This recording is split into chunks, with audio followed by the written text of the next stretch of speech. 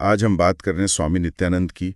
और उनका वो जो दावा है एक राष्ट्र बनाने का, कैलासा। हमारे पास कुछ रिपोर्ट्स हैं, लेख हैं, तो देखते हैं कि ये पूरा मामला है क्या। हाँ बिल्कुल।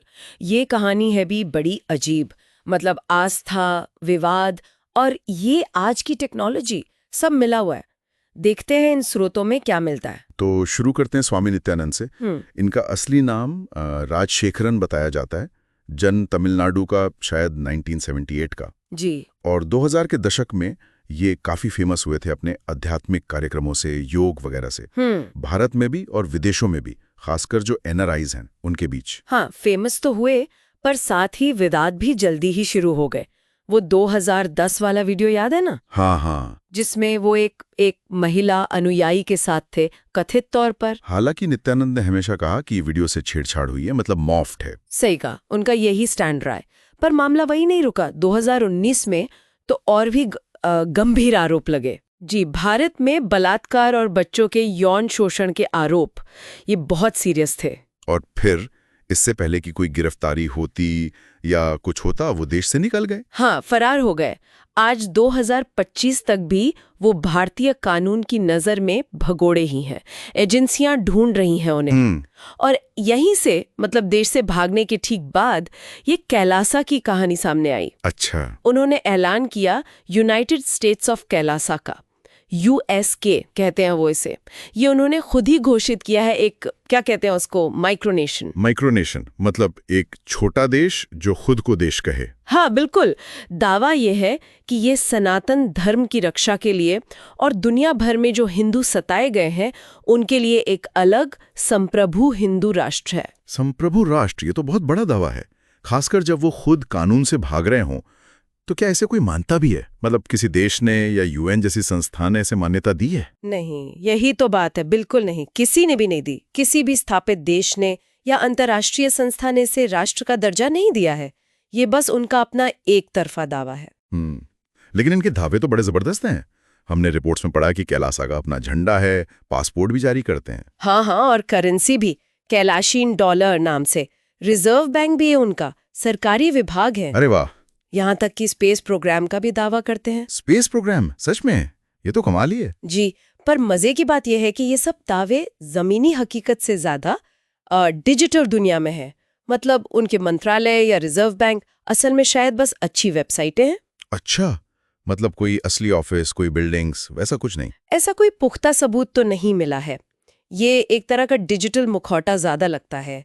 मानवाधिकार की बातें करते हैं, हिंदू शरणार्थियों की मदद की, UN में प्रतिनिधि भेजने के दावे, पर ये सब ऑनलाइन प्रचार ज्यादा लगता है। तो अगर ये असली देश नहीं है, तो फिर ये है कहाँ? इसका कोई फिजिकल एड्रेस है? वो इक्वाडोर के पास द्वीप वाली खबर आई थी 2019 में। हाँ, वो खबर बहुत चली थी, लेकिन इक्वाडोर की सरकार ने तुरंत साफ मना कर दिया था।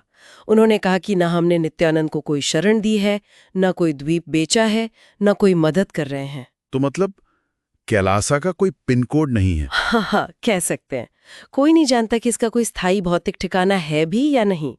ज्यादातर तो ये इंटरनेट पर ही मौजूद है। चमकदार वेबसाइट, सोशल मीडिया पर लगातार एक्टिविटी, ऑनलाइन इवेंट्स, वहीं से ये अपनी पहचान और वैधता बनाने की कोशिश करते हैं। भारत सरकार का रुख तो साफ है, वो नित्यानंद का प्रत्यर्पण चाहते हैं। पर दुनिया भर में क्या रिएक्शन है? बाकी देश, अंतर्राष्ट्रीय संगठन, वो इसे कैसे देखते हैं? ज्यादातर सरकारें और बड़े अंतर्राष्ट्रीय संगठन तो कैलासा के इन दावों को पूरी तरह नजरअंदाज करते हैं। मतलब कोई तवज्जो नहीं देते। अच्छा। हाँ, हालांकि कुछ अजीब और हैरान करने वाली घटनाएं जरूर हुई हैं।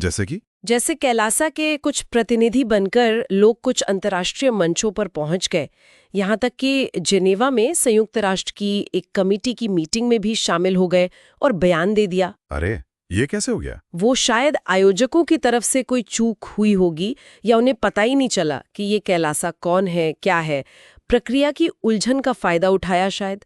बाद में UN को भी सफाई देनी पड़ी कि भाई इनके बयान को UN का समर्थन या मान्यता न समझा जाए। बाप रे, मतलब जुगाड़ करके पहुंच गए वहां तक। लगता तो ऐसा ही है। तो कुल मिलाकर तस्वीर ये बनती है कि स्वामी नित्यानंद एक बेहद विवादास्पद व्यक्ति हैं। उनका अपना एक फॉलोअर बेस है जो उन्हें मानता है, शायद पूछता भी हो। जी बिल्कुल। लेकिन कानून, मीडिया और आम लोगों का एक बड़ा हिस्सा उन्हें गंभीर आरोपों का सामना कर रहे एक भगोड़े के तौर पर ही देखता है। और जहाँ तक कैलासा का सवाल है, इन स्रोतों के आधार पर तो यही लगता है कि इसे एक वास्तविक देश समझना मुश्किल है। ये एक विस्तृत ऑनलाइन अभियान जैसा ज़्यादा है, एक प्रतीकात्मक माइक्रोनेशन कह सकते हैं।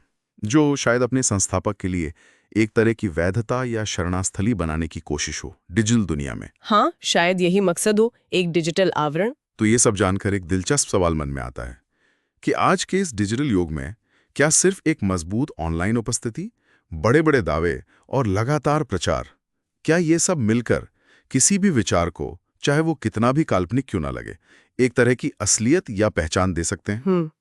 कम से कम कुछ लोगों की नजर में तो शायद दे ही सकते हैं, है ना? बिल्कुल, ये सोचने वाली बात है कि डिजिटल दुनिया में वास्तविकता के मायने क्या हैं। सही, इस पर सोचिएगा जरूर।